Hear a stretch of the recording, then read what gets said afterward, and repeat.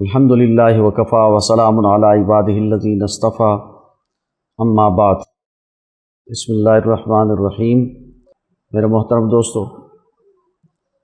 نہایت خوشی کا موقع ہے اور آج ہم عید الاضحیٰ منا رہے ہیں۔ عید الاضحیٰ حضرت ابراہیم علیہ السلام اور ان کی ملت کی یاد میں منائی جاتی ہے۔ وہ طریقے اور وہ اسوہ جو حضرت ابراہیم علیہ السلام چھوڑ کر گئے ہیں، آج مسلمان عید الاضحیٰ منا کر اس خوشی کے موقع پر ان کے اسوے کو زندہ کرنا چاہتے ہیں اور ان کے اور رسول اللہ صلی اللہ علیہ وسلم کے اسوے کو پیش نظر رکھ کر دین کے غلبے کی جدوجہد میں مصروف ہیں۔ حضرت ابراہیم علیہ السلام کی قربانیاں بڑی یونیک قربانیاں ہیں۔ انہوں نے اپنے دور کے سب سے بڑے ظالم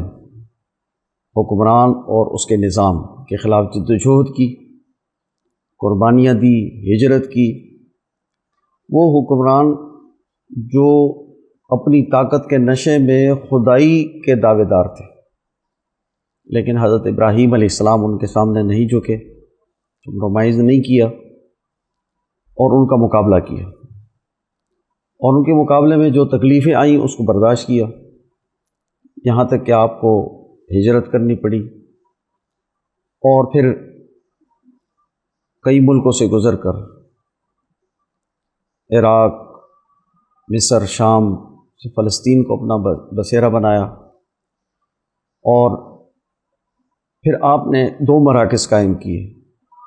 ایک مرکز بیت اللہ مکہ مکرمہ میں، بیت اللہ کی تعمیر کر کے مکہ مکرمہ میں قائم کیا، اور دوسرا مرکز بیت المقدس۔ اور مستقبل میں جو دین اور ہدایت کا جتنا بھی سلسلہ تھا، آپ کی جدوجہد کے نتیجے میں وہ آپ کی اولاد میں خاص ہوا،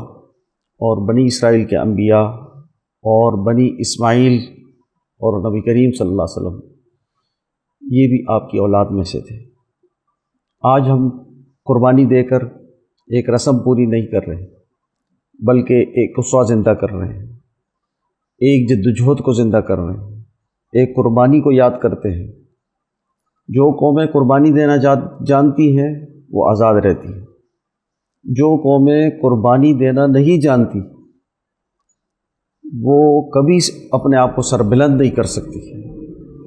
آزاد نہیں رہ سکتی، آزاد قوموں میں ان کا شمار نہیں ہوتا،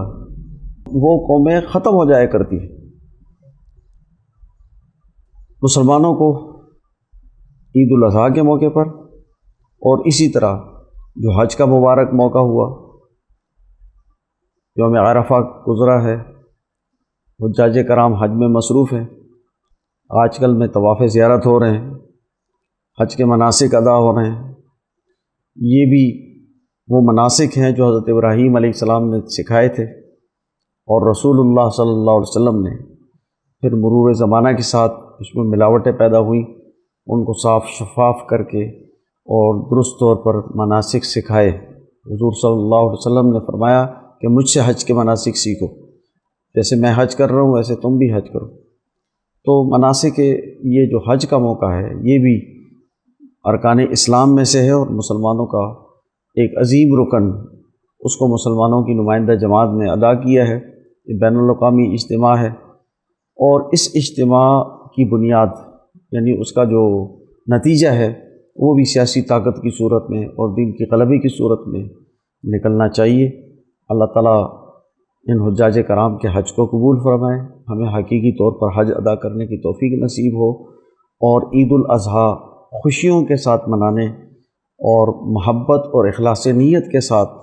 قربانی ادا کرنے،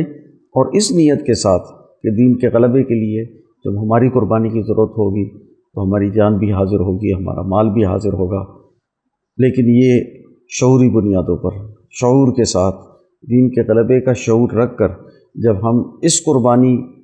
کو ادا کریں گے تو یقیناً اس کے نتائج ہمارے لیے اور کل انسانیت کے لیے اچھے نکلیں گے۔ آپ سب کو عید الاضحیٰ مبارک۔